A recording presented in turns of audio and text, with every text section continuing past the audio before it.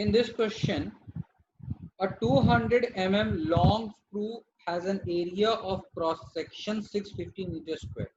So you can see that in this question, this long sprue length is given as 200 right? And its cross sectional area is defined as 650 square, where the pouring basin meets at the down sprue. This is the pouring basin जहाँ पे इस point पे आके ये है meet कर रहा है. Exactly. A constant head of molten metal is maintained by the pouring basin. A molten metal flow rate is 6.5 into 10 to the power 5 cube per second. So they have given the flow rate of 6.5 into 10 to the power 5 meter cube. So that flow rate as per the continuity equation remains same at the point you can say 1 or at the point you can say 2, right, as per the continuity equation. Considering the end of down sprue to be open to atmosphere, now you can see that this area is completely, this part is completely open to atmosphere, so that the pressure at this point is again defined as atmospheric, right? And acceleration due to gravity, the value of g is given as 10 to the power 4 cube. It is to be changed from meter per second square to per second square. Area of the down sprue is, we need to calculate what is the area A2, right? Avoiding aspiration effect. Okay, so let us understand what is aspiration effect. Let us understand. Aspiration effect means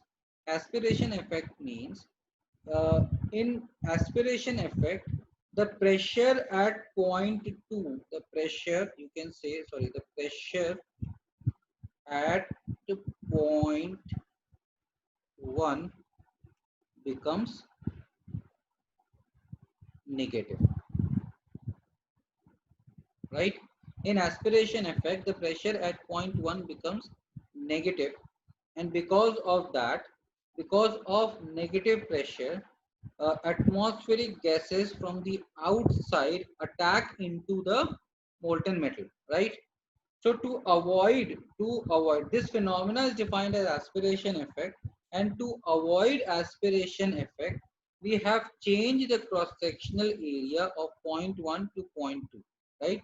Because we know that as per the continuity equation, cross-sectional area of V1 velocity V1 is equals to V2 velocity A2 V2, right? So we have changed the cross-sectional area. A1 is not equal to A2. Likewise, V1 is also not equals to V2, right? For that, to avoid aspiration effect, we maintain uniform pressure, right? So through pressure is pressure is uniformly maintained, right? If we want to avoid aspiration effect, then the pressure should be designed in such a way that it is to be uniformly maintained, right?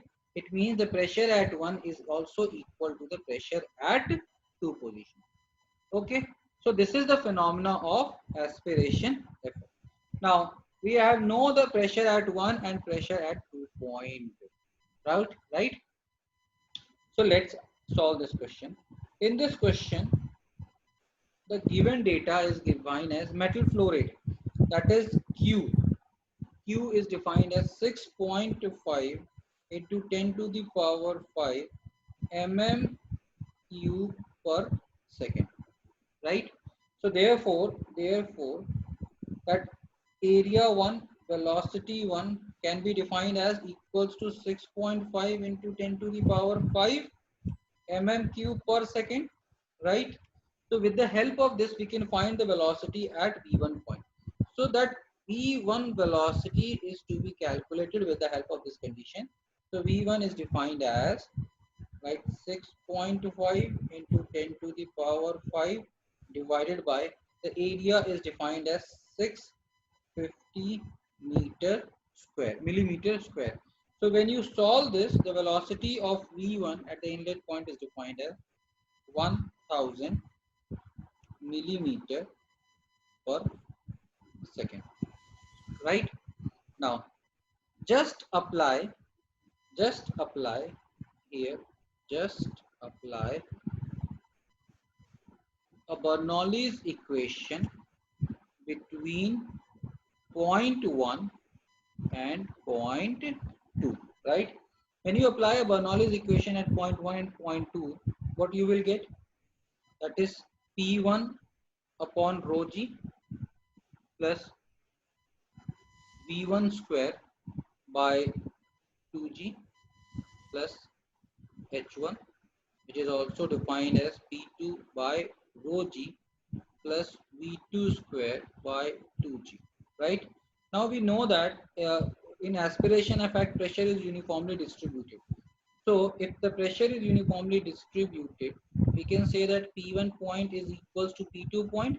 So that point P1 upon rho g and P2 upon rho g is to be cancelled out. We have already calculated the value of P1 here in this case, right?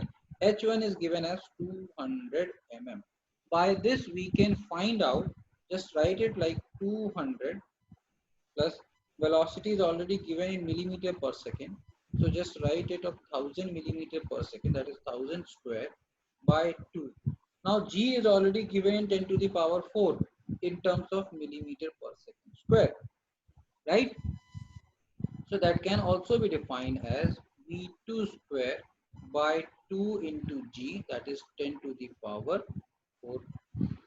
From this we can calculate the velocity. Therefore, we can calculate the velocity of V2, which again, when you solve this equations, you will get the velocity at V2 is 2236, 2236.068 millimeter per second, right? We have already know the value of Q. We have already know the discharge. So we can apply that one, that is A2 into V2 is equals to 6.5 into 10 to the power 5 millimeter per second millimeter cube. By this, when you solve this, the area of A2, when you divide this by velocity V2, you will get area of A2, that is equals to 290 0.7 millimeter square. So this is the right answer of this question, and out of 4 options you will see that C is the correct answer.